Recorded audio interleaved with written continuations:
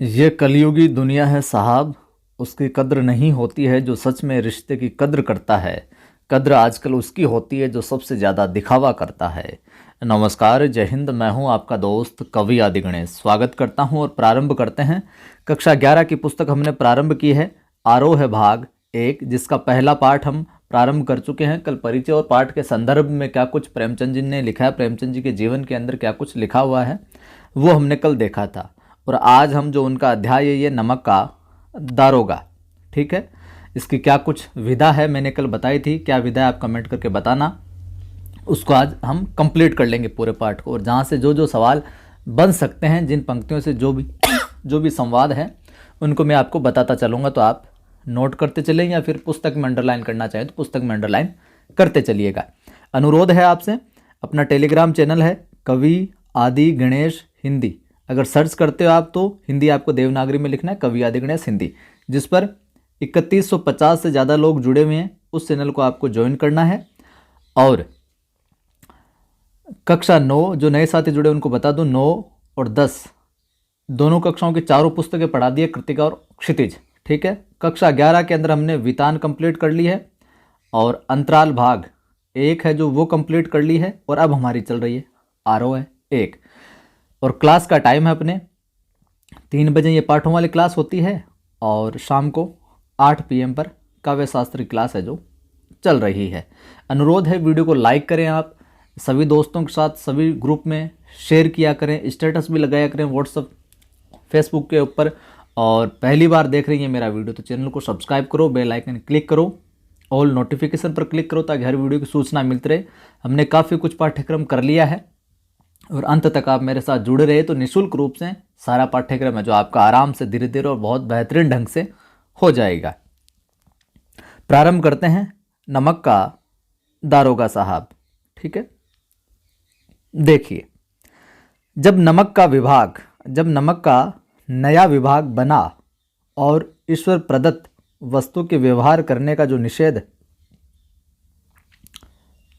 ईश्वर प्रदत्त वस्तु के व्यवहार करने का निषेध हो गया, जो लोग चोरी छिपे इसका व्यापार है जो करने में लगे थे।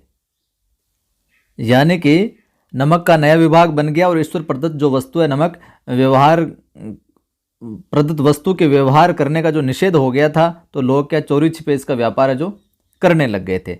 अब अनेक प्रकार के छल प्रपंचों का सूत्रपात हुआ आगे। कोई घूस से काम निकालता था, और तो कोई चालाकी से। अधिकारियों के पोबारे थे, मजे मजे थे साहब। पटवारीगिरी का सर्व सम्मानित पद छोड़ छाड़ कर लोग इस विभाग के जो बरकंदाजी करते थे, तो बरकंदाजी, इस विभाग की बरकंदाजी करते थे। यहाँ बरकंदाजी से तात्पर्य यह है कि बंदूक लेकर चलने वाला सिपाही या फिर चौकीदार कह सकते हैं। और किस विभाग की? नमक के विभाग के साहब, क्योंकि यहाँ पर रिश्वत से माल है जो बड़ा अच्छा कमाई होती थी। इसके दारोगा पद के लिए तो वकीलों का भी जी ललचाता था। जो दारोगा का पद था नमक विभाग के यहाँ पर, तो जो वकील थे उनका भी जी ललचाता कि यार दारोगा बन जाए तो अपने तो बल्ले बल्ले हो जाए ऊपरी कमाई के हिसाब से। यह वह समय था जब अंग्रेजी शिक्षा और ईसाई मत को लोग एक ही वस्तु है जो समझते थे। फारसी का प्राबल्य था, फारसी का प्रमुखता थी, और प्रेम की कथाएं और श्रृंगार रस के काव्य पढ़कर फारसिंदा लोग सर्वोच्च पदों पर जो नियुक्त हो जाया करते थे। ठीक है मामला। और मुंशी वंशीधर भी जुलेखा की वीर कथा समाप्त करके मजनू और फरहाद के प्रेम वृतांत को, नल और नील की लड़ाई और अमेरिका के आविष्कार से अधिक महत्व की बातें समझते हुए रोजगार की खोज में जो निकले। कौन? मुंशी वंशीधर। उनके पिता एक अनुभवी पुरुष थे। किनके पिता? मुंशी वंशीधर के जो पिताजी थे, उनको बड़ा जीवन का एक्सपीरियंस था, अनुभव था। समझाने लगे, बेटा। अब यहाँ पर मुंशी वंशीधर के जो पिता है वो क्या समझाते हैं कि समझाने, बेटा घर की दुर्दशा देख रहे हो। अब पूछ लिया जाए, घर की दुर्दशा देख रहे हो, किसका कथन है? मुंशी वंशीधर के पिता का। घर की दुर्दशा देख रहे हो, ऋण के बोझ से दबे हुए हैं। लड़कियां हैं वह घास फूस की तरह बढ़ती चली जाती है। मैं कगारे का वृक्ष है जो हो रहा हूँ, बूढ़ा हो रहा हूँ, समझ लो, न मालूम कब गिर पड़ूँ मैं तो। अब तुम्हें घर के क्या मालिक मुख्तार हो, मालिक मुख्तार हो यानी मुख्तार वैसे कह सकते हैं कि कलेक्टर में वकील से कम दर्जे का वकील, कि अब घर के तुम ही मालिक हो, तुम ही मुख्तार हो, जो कुछ भी हो वही। नौकरी में ओहदे की ओर ध्यान मत देना, कि जो भी नौकरी की खोज में तुम निकलो, नौकरी में ओहदे पर ध्यान मत देना कि क्या पोस्ट और क्या नहीं है। ये तो पीर का मजार है, ये तो एक तरीके से क्या पीर का मजार है। निगाह चढ़ावे और चादर पर रखनी चाहिए भाई साहब, निगाह तो चढ़ावे पर रखनी चाहिए कि कितना क्या चढ़ाया, और अपने निगाह चढ़ावे और चादर पर रखनी चाहिए कि कितना चढ़ा हुआ यार, चादर में कितना क्या कुछ माल मत्ता है जो आ रहा है, इस पर रखनी चाहिए। तो आप ये जरूर ध्यान में रखना। नौकरी में यहाँ से ये कथन पूछा जा सकता है, नौकरी में ओहदे की ओर ध्यान मत देना, ये तो पीर का मजार है। निगाह चढ़ावे और चादर पर रखनी चाहिए, किसका कथन है? मुंशी वंशीधर के पिता का। ऐसा काम ढूंढना, पिताजी अब क्या शिक्षा दे रहे हैं कि ऐसा काम ढूंढना जहां कुछ ऊपरी आय हो। मासिक वेतन तो पूर्ण मासिक का चांद है। तो ये भी सवाल बन सकता है कि मासिक वेतन को किसके समान बताया गया? पूर्ण मासिक के चांद के समान बताया। तो मासिक वेतन तो क्या है? पूर्ण मासिक का चांद है, जो एक दिन क्या दिखाई देता है और घटते घटते क्या हो जाता है? लुप्त हो जाता है। महीने वाले दिन 5,000 रुपये मिले, 50,000 मिले, धीरे धीरे कम हो जाएंगे। लेकिन ऊपरी आय जो है ना, वो बहता हुआ स्रोत है एक तरीके से, जिससे सदैव प्यास बुझती है। थोड़ा थोड़ा आता रहता है, काम चलता जाता है। तो ऊपरी आय तो बहता हुआ स्रोत है, और मासिक वेतन क्या? पूर्ण मासिक का चांद है। ये वंशीधर के पिताजी है जो इन्हें कहते हैं। तो ये जरूर आप ध्यान में रखना। और इसी से वेतन मनुष्य देता है, इसी से उसमें क्या वृद्धि नहीं होती, बुझती है? वेतन मनुष्य देता है, इसी से उसमें वृद्धि नहीं होती। और ऊपरी आमदनी क्या देता है? ईश्वर देता है, और इसी से उसकी क्या होती है? बरकत होती है। ये इनका ये मानना है, इनको जीवन का अनुभव कि मामला फिक्स सैलरी से कुछ काम नहीं चलता है, ऊपर वाली अपनी इनकम होती है ना, उससे मामला चलता है। तो जो ऊपरी आमदनी है वो तो देता है ईश्वर देता है, और इसी से उसकी बरकत है जो होती है। ऐसा ये मानते हैं। तुम स्वयं विद्वान हो, तुम्हें क्या समझाऊं? इस विषय में विवेक की बड़ी आवश्यकता होती है कि ऊपर की आय कैसे क्या समेटनी है, करनी है। अपनी बुद्धि से काम की ज़्यादा आवश्यकता होती है इसमें। मनुष्य को देखो, उसकी आवश्यकताओं को देखो और अवसर को देखो, कि मनुष्य को देखो पहले और उसकी आवश्यकता क्या, उसको देखो, तुम अवसर को देखो, और उसके उपरांत उसके बाद में जो तुम्हें ठीक लगे ना वो करो। गरज वाले आदमी के साथ कठोरता करने में लाभ ही लाभ है। अभी जीवन का ज्ञान दे रहे हैं कि जो गरज वाला आदमी के साथ क्या कठोरता करने में लाभ ही लाभ है। थोड़ा सा स्ट्रिक्टली पेश आओगे तो वो थोड़ा और ज़्यादा माल बत्ता दे देगा, और ज़्यादा पैसे दे देगा। लेकिन बेगरज को दाव पर पाना जरा कठिन है। इन बातों को निगाह में बांध लो। ये मेरी जन्म भर की क्या है? कमाई है। जन्म भर की कमाई से तात्पर्य यहाँ पर अनुभव है जीवन का। इस उपदेश के बाद पिताजी ने आशीर्वाद दिया। वंशीधर आज्ञाकारी पुत्र थे। ठीक है, ये बातें ध्यान से सुनी और तब वह क्या घर से चल खड़े हुए, निकल लिए।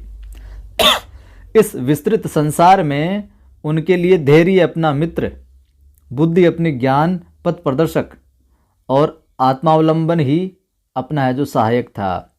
इस विस्तृत संसार में उनके लिए धैर्य को अपना मित्र समझा, बुद्धि को अपनी पथ प्रदर्शक समझ रहे हैं, आत्मावलंबन को ही अपना सहायक समझ रहे हैं। लेकिन अच्छे शगुन से चले थे साहब। जाते ही जाते नमक विभाग के क्या दरोगा पद पर प्रतिष्ठित हो गए। मुंशी वंशीधर जाते जाते किस पर लगे? नमक विभाग के दरोगा पद पर। तो ये पूछ ले, ध्यान में रखना। वेतन अच्छा था और ऊपरी आय का तो ठिकाना ही नहीं था साहब। वृद्ध मुंशी जी को सुख संवाद मिला कि हाँ मामला ठीक सेट हो गया, तो फूले ने समाये। जब वृद्ध जो मुंशी जी यानी मुंशी वंशीधर के जो पिताजी है वृद्ध मुंशी जी, उनको ये खबर लगी कि हाँ इस मामले यहाँ इस पद पर सेट है, ऊपरी आय खूब है, तो बड़ा आनंद आया उनको, अच्छा लगा। महाजन कुछ नरम पड़े, कलवार की आशालता लहलहाई और पड़ोसियों के हृदय में जो शूल उठने लगे। अब क्या कोई, आप ये समझते ही हो जो परिस्थितियाँ अभी है वो पहले भी रही होती थी कि आप कहीं कुछ अच्छे मामले में सेट हो जाते हैं तो जो आपके जलने वाले ना आस पड़ोस के, उनके तो कांटे से चुभने लग जाते हैं कि सारा ये लग कैसे गया। वही बात यहाँ पर हो रही। जाड़े के दिन थे साहब, रात का समय था। नमक के सिपाही चौकीदार नशे में क्या थे? मस्त थे। और मुंशी वंशीधर को यहाँ आए भी 6 महीनों से अधिक न हुए थे अपनी इस पोस्ट पर, नमक के दारोगा वाली पर। लेकिन इस थोड़े समय में ही उन्होंने अपनी कार्य कुशलता और उत्तम आचार से अफसरों को क्या मोहित कर लिया था। बिल्कुल अपने वेल डिसिप्लिन की वजह से, अच्छे काम की वजह से सब ऑफिसरों को अपनी ओर अट्रैक्ट कर लिया था, आकर्षित कर लिया था।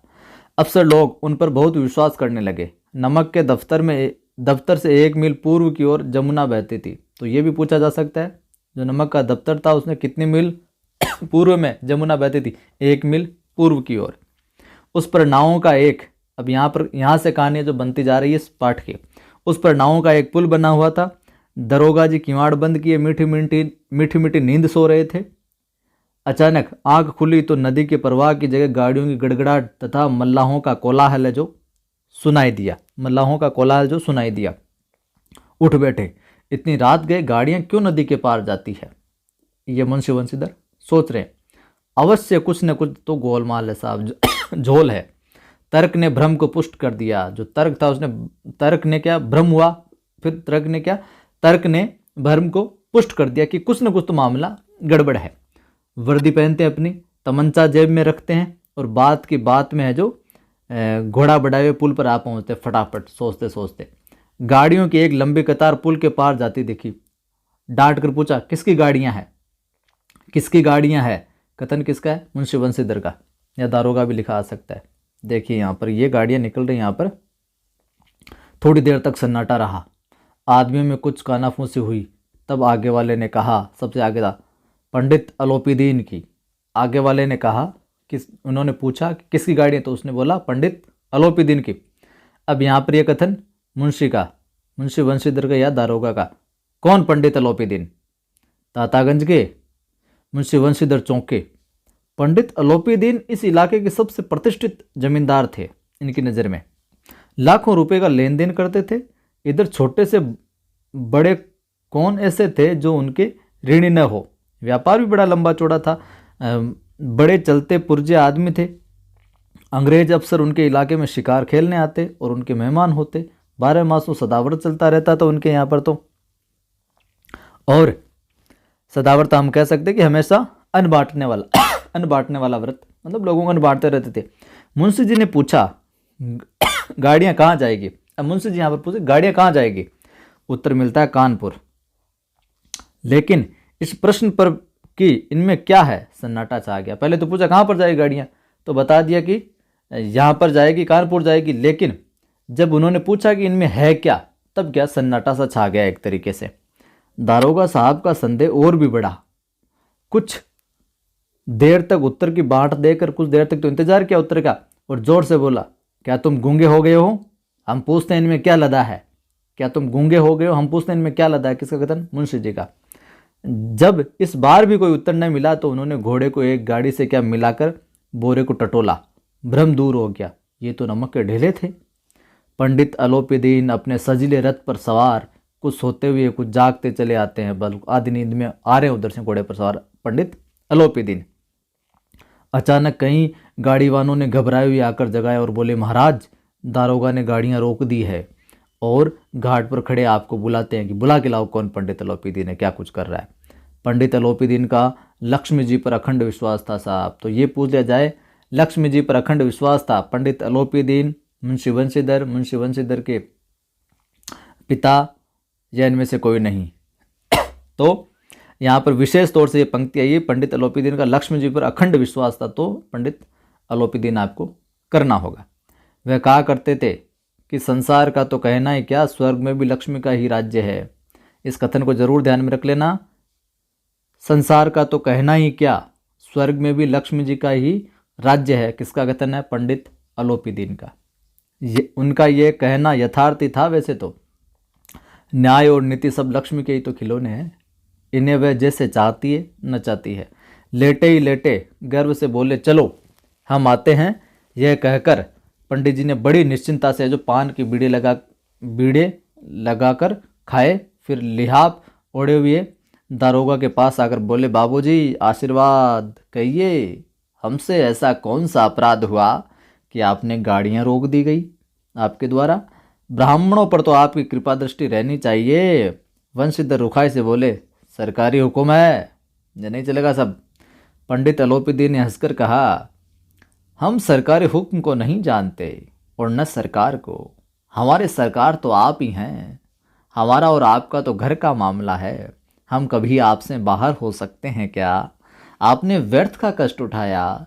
ये हो नहीं सकता कि इधर से जाएं और इस घाट के देवता को भेंट न चढ़ावें। ये पूछा जा सकता है कि ये हो नहीं सकता कि इधर से जाएं और इस घाट के देवता को भेंट न चढ़ाएं। किसका कथन है? पंडित अलोपीदीन का। और यहाँ पर एक सवाल और महत्वपूर्ण बन सकता है, इस घाट के देवता को। तो यहाँ पर इस घाट का देवता कौन है? दारोगा को कहा गया मुंशी वंशीधर के लिए है इस घाट का देवता, इस विभाग के। ठीक है, तो ये जरूर ध्यान में रखना। यहाँ पर मैं तो आपकी सेवा में स्वयं ही आ रहा था। वंशीधर पर ऐश्वर्य की मोहिनी वंश का जो कुछ प्रभाव है जो नहीं पड़ा, लालच का कोई प्रभाव नहीं पड़ा। ईमानदारी की नई उमंग थी साहब। कड़क कर बोले, हम उन नमक हरामों में नहीं हैं जो कौड़ियों पर अपना ईमान है जो बेचते फिरते हैं। तो ये ध्यान में रखना। यह कथन भी बहुत डायलॉग रूपी कथन है, अच्छा है, मुंशी वंशीधर का है कि हम उन नमक हरामों में नहीं हैं जो कौड़ियों पर अपना ईमान बेचते फिरते हैं। आप इस समय हिरासत में है, आपके कायदे के अनुसार चालान होगा। बस मुझे अधिक बातों की फुर्सत नहीं है। जमादार बदलू सिंह, तुम इन्हें हिरासत में ले चलो, मैं हुक्म देता हूँ। तो तुम इन्हें हिरासत में ले चलो, मैं हुक्म देता हूँ। यहाँ पर तुम किसके लिए आया है? तो ध्यान में रखना, जमादार बदलू के लिए। ये सवाल जरूर ध्यान में रखना। तुम इन्हें हिरासत में ले चलो, मैं हुक्म देता हूँ। तो कहते तो वंशीधर यहाँ पर दारोगा, लेकिन तुम यहाँ पर किसको बोल रहे हैं? तुम जमादार बदलू को बोल रहे हैं कि तुम इन्हें पकड़ो और ले चलो, इनका आज मामला सेट करते हैं वहीं सलाखों में। पंडित अलोपीदीन स्तंभित हो गए। बिल्कुल, ये क्या हो गया मामला? क्या कर रहे हैं साहब? गाड़ीवानों में हलचल मच गई। पंडित जी के जीवन में कदाचित ये पहला ही अवसर था कि पंडित जी को ये ऐसी कठोरतापूर्ण बातें हैं जो सुननी पड़ी हो पंडित अलोपीदीन को। बदलू सिंह आगे बढ़ा, किंतु रोब के मारे ये साहस न हुआ कि उनका हाथ पकड़ सके। बदलू सिंह आगे तो बढ़ा, लेकिन रोब के मारे, उनका रोब इतना था पंडित अलोपीदीन का कि साहस नहीं हुआ कि उनको हाथ पकड़ सके। पंडित जी ने धर्म को धन का ऐसा निरादर करते कभी न देखा। पंडित जी ने धर्म को धन का ऐसा निरादर करते कभी न देखा था। तो यहाँ पर ये ध्यान में रखना, धर्म को धन का ऐसा निरादर करते कभी न देखा था। किसका कथन? कौन सोच रहे हैं? पंडित जी। और यहाँ पर उनके हिसाब से कौन निरादर कर रहे हैं? मुंशी वंशीधर। विचार किया, ये अभी उदंड लड़का है, यह अभी उदंड लड़का है। यह कौन यहाँ पर? वंशीधर के लिए कह रहे हैं। ये माया मोह के जाल में अभी नहीं पड़ा है, अल्लड़ है, अभी झिझकता है। बहुत दीन भाव से बोले, बाबू साहब ऐसा न कीजिए, हम मिट जाएंगे, इज्जत धूल में मिल जाएगी। हमारा अपमान करने से आपके हाथ क्या आएगा? हम किसी तरह आपसे बाहर थोड़े ही हैं, हम आपके ही तो हैं। वंशीधर ने फिर कठोर स्वर में कहा, हम ऐसी बातें नहीं सुनना चाहते। अलोपीदीन ने जिस सहारे को चट्टान समझ रखा था वह पैरों के नीचे से खिसकता हुआ मालूम हुआ। स्वाभिमान और धन ऐश्वर्य को कड़ी चोट लगी साहब आज। किंतु अभी तक धन की सांख्यिक शक्ति का पूरा भरोसा था। धन में मतलब अभी भी शक्ति थी, धन पर अभी भी भरोसा था कि नहीं, थोड़ी सी रकम बढ़ा देंगे तो मामला सेट हो जाएगा। अपने मुख्तार से बोले, जो पंडित अलोपीदीन अपने मुख्तार से बोलते हैं, मुख्तार यानी जिसे मैंने बताया कलेक्टर में जो वकील होता है उससे कम दर्जे का एक वकील होता है। अपने मुख्तार से बोलते हैं, लाला जी 1000 के नोट बाबू साहब को भेंट करो। आप इस समय भूखे सिंह हो रहे हैं, आप इस समय भूखे सिंह हो रहे हैं, ये भी कि भूखे सिंह हो रहे हैं, ध्यान में रखना इस कथन को। वंशीधर ने गर्म होकर कहा, 1000 नहीं 1,00,000 भी मुझे सच्चे मार्ग से हटा नहीं सकते। कि आप 1000 नहीं 1,00,000 भी मुझे दो तो वो भी मुझे मार्ग से है जो भ्रमित नहीं कर सके, दिग्भ्रमित नहीं करेंगे मुझे इस समय। ये कथन भी ध्यान रखना मुंशी वंशीधर का है।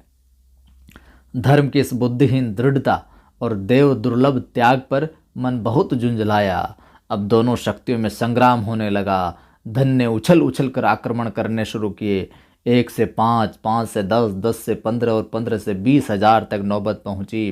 किंतु धर्म अलौकिक वीरता के साथ इस बहुसंख्यक सेना के सम्मुख अकेला पर्वत की तरह भांति अटल है, जो अविचलित है, जो खड़ा था साहब। मुंशी बंशीधर यहाँ पर बिल्कुल लालच में नहीं है। अलोपीदीन निराश होकर बोले, अब इससे अधिक मेरा साहस नहीं, आगे आपको अधिकार है, आप जो ठीक समझे वो करो। वंशीधर ने अपने जमादार को ललकारा। जमादार कौन? बदलू सिंह। मन में दारोगा जी को गालियां देता हुआ पंडित अलोपीदीन की ओर बढ़ा। बदलू सिंह गालियां दे रहा मन में कि दारोगा जी कहाँ पंगा ले लिया, आप तो मरोगे जो मरोगे, मुझे और मरवाओगे। पंडित घबराकर 2-3 कदम पीछे हट गए। अत्यंत दीनता से बोले, बाबू साहब ईश्वर के लिए मुझ पर दया कीजिए, मैं 25,000 पर निपटारा करने को तैयार हूँ। मैं 25,000 पर निपटारा करने को तैयार। कौन कहता है? अलोपीदीन कहता है कि 25,000 ले लो, फिर मामला है सलटा दो, नहीं तो मेरी बेइज्जती हो जाएगी, लोग मुझे अच्छा समझते हैं, पता नहीं क्या होगा। और ये सब सारी बातें हैं जो करने लग जाते हैं साहब यहाँ पर ये अलोपीदीन। असंभव बात है 30,000 पर, फिर बोलता है 30,000 ले लो। फिर आगे बोलते हैं किसी तरह भी संभव नहीं। क्या 40,000 पर भी नहीं?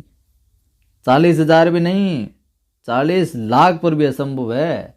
बदलू सिंह, इस आदमी को अभी हिरासत में ले लो। अब मैं एक शब्द भी है जो इससे नहीं सुनना चाहता, वरना तेरी केयर नहीं, तेरा भी काम बढ़ा दूंगा इसके साथ में। धर्म ने धन को पैरों तले कुचल डाला।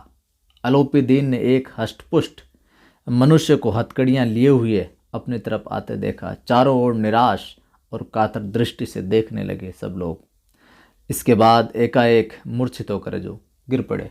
बस पहली बार लागी हथकड़ी, बेहोश, काम तमाम। दुनिया सोती थी पर दुनिया की जीभ जागती थी। सवेरे देखिए तो बालक वृद्ध सबके मुंह से यही बात सुनाई देती थी। देखिए कितनी बड़ी बात है कि दुनिया सोती थी पर दुनिया की जो जीभ है ना वो जागती है। थोड़ी सी कोई बात हो जाए ना कहीं पे भी तो इतनी जल्दी पहुंचती है, इसके इससे हो गया, फिर वो बोलता अरे आज बेटा यहाँ हो, आज अरे बांका तो हाँ यहाँ हो, सारी फैल जाती है। तो बच्चे ले लो, वृद्ध ले लो, सबके मुंह से यही बात सुनाई पड़ रही है सुबह। क्या? जिसे देखिए वही पंडित जी के इस व्यवहार पर टीका टिप्पणी कर रहा था। निंदा की बौछारें हो रही थी, मानो संसार से अब क्या पापी का पाप है जो कट गया हो। पानी को दूध के नाम से बेचने वाला ग्वाला, कल्पित रोज नाम से भरने वाले अधिकारी जो वर्ग है वो, और रेल में बिना टिकट सफ़र करने वाले बाबू लोग, जाली दस्तावेज बनाने वाले सेठ और साहूकार, ये सब के सब क्या देवताओं की भांति है जो गर्दनें चला रहे थे। आज बिल्कुल देवता बने हुए सारे।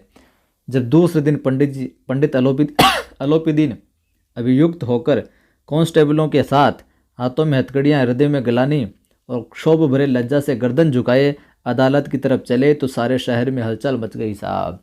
मेलों में कदाचित आंखें इतनी व्यग्र न होती हो कि मेलों में भी इतनी उतावली नहीं, व्यग्र नहीं होती होगी आंखें। भीड़ के मारे छत और दीवार में कोई भेद न रहा साहब। छत और दीवार सारे यूं समझे कि एक ही हो गया मामला। किंतु अदालत में पहुंचने की देर थी। पंडित अलोपीदीन इस अगाध वन के सिंह थे साहब। ये सारा का सारा खेमा जो था उनके वश में था। सारे अधिकारी पहले से ही, अधिकारी वर्ग उनके भक्त थे, अमले उनके सेवक थे, वकील मुख्तार उनके आज्ञापालक थे, अर्दली और चपरासी चौकीदार तो उनके बिना माल के गुलाम थे। पैसे दौर तमाशा देखो वैसे थे वो तो। उन्हें देखते ही लोग चारों तरफ से दौड़े। सभी लोग विस्मित हो रहे थे, इसलिए नहीं कि अलोपीदीन ने ये कर्म किया, बल्कि इसलिए कि वह कानून के पंजे में कैसे आ गए इस बात से लेकर विस्मित थे सारे लोग। ऐसा मनुष्य जिसके पास असाध्य साधन करने वाला धन और अनन्य वाचालता हो, बोलने का प्रखर हुनर, किसी को भी लपेटे में ले ले, वह क्यों कानून के पंजे में आ गए, इस बात से चकित थे सारे। प्रत्येक मनुष्य उससे सहानुभूति प्रकट करता था। बड़ी तत्परता से इस आक्रमण को रोकने के निमित्त वकीलों की क्या एक सेना तैयार की गई। वकीलों को बुलाया गया, कैसे भी हो, शाम दाम दंड भेद कोई भी नीति अपनाओ, मामला सलटाओ। न्याय के मैदान में धर्म और धन में युद्ध ठन गया साहब। अब वंशीधर चुपचाप खड़े थे। उनके पास सत्य के सिवा न कोई बल था, न स्पष्ट भाषण के अतिरिक्त कोई शस्त्र। गवाह थे किंतु लोभ से क्या डावाडोल थे। वो भी पैसों के मारे इधर उधर गवाह भी हो रहे थे। यहाँ तक कि मुंशी जी को न्याय भी अपनी ओर से कुछ खिंचा हुआ दिख पड़ता था कि मामला तो गड़बड़ है। वह न्याय का दरबार था। मुंशी जी को न्याय भी अपनी ओर से खिंचा हुआ दिख रहा। न्याय यानी अदालत का मामला भी, कि जज भी मामला आज तो गड़बड़ी करेगा। परंतु उसके कर्मचारियों पर पक्षपात का नशा छाया हुआ था। किंतु पक्षपात और न्याय का क्या मेल साहब। जहाँ पक्षपात हो वह न्याय की कल्पना भी है जो नहीं की जा सकती, और मुकदमा शीघ्र क्या हो गया, सलट गया, समाप्त हो गया। डिप्टी मजिस्ट्रेट ने अपनी तजवीज़ में लिखा, तजवीज़ में क्या लिखा, यानी अपने निर्णय में, राय में क्या लिखा कि पंडित अलोपीदीन के विरुद्ध दिए गए जो प्रमाण है वो निर्मूल है, भ्रमात्मक है, बिल्कुल भ्रम पैदा करने वाले हैं। वह एक बड़े भारी आदमी है, ये बात कल्पना के बाहर है कि उन्होंने थोड़े लाभ के लिए ऐसा दुस्साहस किया हो कि थोड़े से लाभ के लिए इस तरह का काम अलोपीदीन नहीं कर सकता। यद्यपि नमक के दारोगा मुंशी वंशीधर का अधिक दोष नहीं है, कि दारोगा का भी ज़्यादा दोष नहीं है, लेकिन ये बड़े खेद की बात है कि उसकी उद्दंडता और विचारहीनता के कारण एक भले मानुष को इतना कष्ट जो झेलना पड़ा। देखिए पैसे क्या क्या करवा देता है। हम प्रसन्न हैं कि वह अपने काम से क्या सजग है और सचेत रहता है, किंतु नमक से मुकदमे की बढ़ी हुई नमक हलाली ने उसके विवेक और बुद्धि को क्या भ्रष्ट कर दिया है, पगला गया वो। भविष्य में उसे होशियार रहना चाहिए। आगे ध्यान रखना भाई। वकीलों ने यह फैसला सुना और उछल पड़े। पंडित अलोपीदीन मुस्कुराते हुए बाहर निकले। स्वजन बांधुओं ने रुपयों की लूट की साहब, उदारता का सागर उमड़ पड़ा, उसकी लहरों ने अदालत की नींव तक हिला दी। जब वंशीधर बाहर निकले तो चारों ओर से उनके ऊपर व्यंग्य बाणों की वर्षा होने लगी। चपरासी ने झुक झुक कर सलाम किए, किंतु इस समय एक एक कटुवाक्य, एक एक संकेत उनकी गर्वाग्नि को प्रज्वलित है जो कर रहा था, जला रहा था मामला, यूँ समझिए आप। कदाचित इस मुकदमे में सफल होकर वह इस तरह जो करते हुए न चलते। और जैसे चपड़ासी होता है, ऊपर एक अर्दली नाम आया था ना, अर्दली जो कोई बड़ा अफसर होता है उसके साथ रहने वाला खास चपरासी कह सकते हैं, पर्सनल पीए कह सकते हैं आप, ठीक है, वैसे चपड़ासी में आता है। आज उन्हें संसार का एक खेदजनक विचित्र अनुभव हुआ। आज उन्हें संसार का खेदजनक विचित्र अनुभव, उन्हें कौन, मुंशी वंशीधर को, क्या कि न्याय और विद्वत्ता, लंबी चौड़ी उपाधियाँ, बड़ी बड़ी दाढ़ियाँ और ढीले चोंगे एक भी सच्चे आदर के जो पात्र नहीं है। वंशीधर ने धन से बेर मोल लिया था, उसका मूल्य तो चुकाना क्या अनिवार्य ही था। कठिनता से एक सप्ताह बीता, 7 दिनों के अंदर ही मुअत्तली का परवाना है जो आ गया साहब। ऑर्डर आ गया मुअत्तली का, चालो साहब घर चालो। परवाना आ पहुंचा। कार्य प्रायणता का ये दंड मिला था साहब, ईमानदारी का। बेचारे भग्न हृदय शोक और खेद से व्यतीत घर को है जो चल पड़े।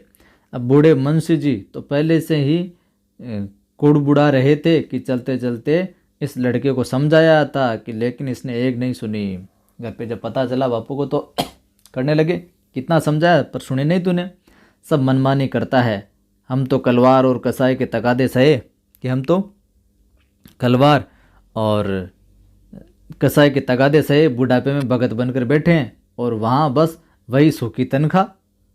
हमने भी तो नौकरी की है और कोई ओहदेदार नहीं थे, कि हम भी कोई ओहदेदार नहीं थे जब हमने नौकरी की, लेकिन काम किया दिल खोल कर किया और आप ईमानदार बनने चले थे।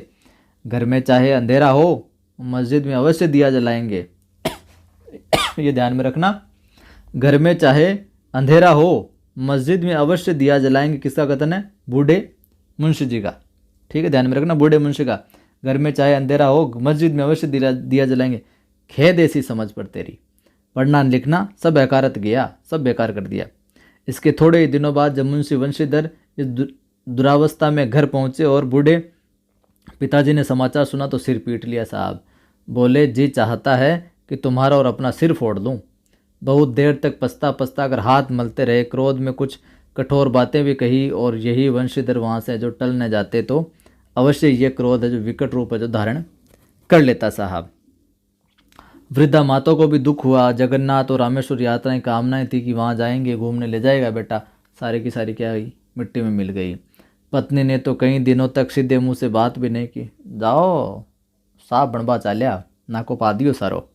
इस प्रकार एक सप्ताह बीत गया साहब। संध्या का समय था। बूढ़े मुंशी जी बैठे राम नाम की माला जप रहे थे। इसी समय उनके द्वार पर सजा हुआ रथ आकर रुका। हरे और गुलाबी पर्दे, पचिए बैलों की जोड़ी, उनकी गर्दनों में नीले धागे, सिंगे पीतल से जड़ी हुई है। कई नौकर लाठियां कंधों पर रखे साथ थे। मुंशी जी अगवानी को दौड़े। देखा तो पंडित अलोपीदीन है। झुककर दंडवत की और लल्लो चप्पों की बातें करने लगे। हमारा भाग्य उदय हुआ, मतलब चिकनी चुपड़ी बातें करने, हमारा भाग्य उदय हुआ जो आपके चरण इस द्वार पर आए। हमारे आप हमारे पूज्य देवता हैं, आपको कौन सा मुंह दिखाएं, मुंह में तो कालिख लगी हुई है हमारे, किंतु क्या करें, लड़का अभागा कपूत है, नहीं तो आपसे क्यों मुंह छिपाना पड़ता। ये सारे के सारे कथन किसके हैं, बातें कौन कह रहा है, पंडित अलोपीदीन को बूढ़े मुंशी जी कह रहे हैं कि लड़का कपूत है, अब लड़का अभागा कपूत है, नहीं तो आपसे क्यों मुँह छिपाना पड़े, पूछ ले तो ध्यान रखना, बूढ़े मुंशी जी का कथन है। ईश्वर निसंतान चाहे रखे पर ऐसी संतान न दे, जरूर ध्यान में रखना, ईश्वर निसंतान चाहे रखे पर ऐसी संतान न दे, बूढ़े मुंशी का कथन है, बूढ़े मुंशी जी का। ठीक है। अलोपीदीन ने कहा, नहीं भाई साहब ऐसा न कहिए। मुंशी जी ने चकित होकर कहा, ऐसी संतान को और क्या कहूँ मैं। अलोपीदीन ने वात्सल्यपूर्ण स्वर में कहा, कुल तिलक और पुरुषों की कीर्ति। पंडित अलोपीदीन का अब ये आखिर प्रसंग है पाठ का, आखिर में चल रहे हैं, बड़ी कमाल की बातें यहाँ पर पंडित अलोपीदीन ने वात्सल्यपूर्ण स्वर में कहा कि कुल तिलक और पुरुषों की कीर्ति उज्जवल करने वाले संसार में ऐसे कितने धर्मपरायण मनुष्य हैं जो धर्म पर अपना सब कुछ अर्पण कर सके। बहुत बड़ी बात कही है और ये कथन ध्यान में रखना। पंडित अलोपीदीन ने वंशीधर से कहा, दारोगा जी इसे खुशामद न समझिए, खुशामद करने के लिए मुझे इतना कष्ट उठाने की जरूरत नहीं थी। उस रात को आपने अपने अधिकार बल से मुझे अपनी हिरासत में लिया था, किंतु आज मैं स्वेच्छा से आपकी हिरासत में हूँ। मैंने हजारों रईस और अमीर देखे, हजारों उच्च पदाधिकारियों से काम पड़ा मेरा, किंतु मुझे परास्त किया तो सिर्फ आपने, किंतु मुझे कोई हरा नहीं सका, लेकिन हराया तो सिर्फ आपने हराया। मैंने सबको अपना और अपने धन का गुलाम बनाकर छोड़ दिया, मैंने सबको अपना और अपने धन का गुलाम बनाकर छोड़ दिया। किसका कथन है, मैंने, यहाँ पर कौन है, पंडित अलोपीदीन। मुझे आज्ञा दीजिए कि आपसे कुछ जो विनय करूं, कि मुझे आप आज्ञा दो, आपसे मैं विनती करना चाहता हूं कुछ। वंशीधर ने अलोपीदीन को आते देखा तो उठकर सत्कार किया, किंतु स्वाभिमान सहित, ये नहीं कि कोई डर के मारे, स्वाभिमान से सत्कार किया। समझ गए कि ये महाशय मुझे लज्जित करने और जलाने आए हैं। क्षमा प्रार्थना कर चेष्टा नहीं की, वरन उन्हें अपने पिता की ये ठकुर सुहाती की बात है जो ऐसे ऐसी प्रतीत हुई, पर पंडित जी की बातें सुनी तो मन ही मन है, जो मन का मेल है जो सारा मिट गया। पंडित जी की ओर उड़ती हुई दृष्टि से देखा, सद्भाव झलक रहा था, गर्व से अब लज्जा के सामने सिर झुका दिया। वंशीधर ने शर्माते हुए बोले, यह आपकी उदारता है जो ऐसा कहते हैं। मुझसे जो कुछ अविनय हुआ है, जो कुछ मुझसे गलत हुआ वहाँ पर, उसके लिए क्षमा कीजिए। मैं धर्म की बेड़ी में जकड़ा हुआ था उस समय, नहीं तो वैसे मैं आपका दास हूँ, मैं आपको बहुत मानता हूँ, जो आज्ञा होगी वह मेरे सिर माथे पर। अलोपीदीन ने विनीत भाव से कहा, नदी तट पर आपने मेरी प्रार्थना नहीं स्वीकार की थी, किंतु आज स्वीकार करनी होगी। किसका कथन है, अलोपीदीन का, ध्यान में रखना। वंशीधर बोले, मैं किस योग्य हूँ, किंतु जो कुछ सेवा मुझसे हो सकती है उसमें है जो त्रुटि न होगी। वंशीधर कथन ध्यान में रखना।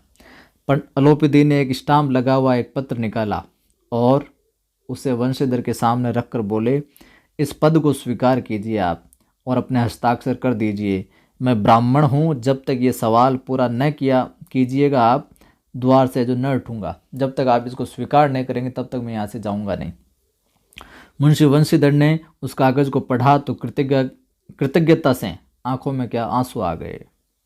पंडित अलोपीदीन ने उनको अपनी सारी जायदाद का क्या स्थायी मैनेजर नियत किया था, स्थायी मैनेजर बनाए थे, वो उस पर हस्ताक्षर करवाए थे कि आप जो स्थायी मैनेजर की पोस्ट है ना उसको संभालो बाद से। वेतन 6000 वार्षिक वेतन के अतिरिक्त रोजाना खर्च, अलग सवारी के लिए घोड़े, रहने को बंगला, नौकर चाकर है जो मुफ्त। तो ये वेतन पूछा जा सकता है, 6000 वार्षिक वेतन। कंपित स्वर में बोले, पंडित जी मुझ में इतनी सामर्थ्य नहीं है कि आपकी उदारता की प्रशंसा कर सकूं, किंतु मैं ऐसे उच्च पद के ये जो योग्य नहीं हूँ। मुंशी वंशीधर कहता है। अलोपीदीन हंसकर बोलते हैं, मुझे इस समय एक अयोग्य मनुष्य की ही ज़रूरत है, मुझे इस समय एक अयोग्य मनुष्य की ज़रूरत है, वो मुझे आप लगते हो। वंशीधर ने गंभीर भाव से कहा, यो मैं आपका दास हूँ, आप जैसे कीर्तिवान सज्जन पुरुष की सेवा करना मेरे लिए सौभाग्य की बात है, किंतु मुझ में न विद्या है, न बुद्धि है, न वह स्वभाव जो इन त्रुटियों की पूर्ति कर देता है। ऐसे महान कार्य के लिए एक बड़े मर्मज्ञ अनुभवी मनुष्य की जो जरूरत है। कौन कहता है, वंशीधर कहता है।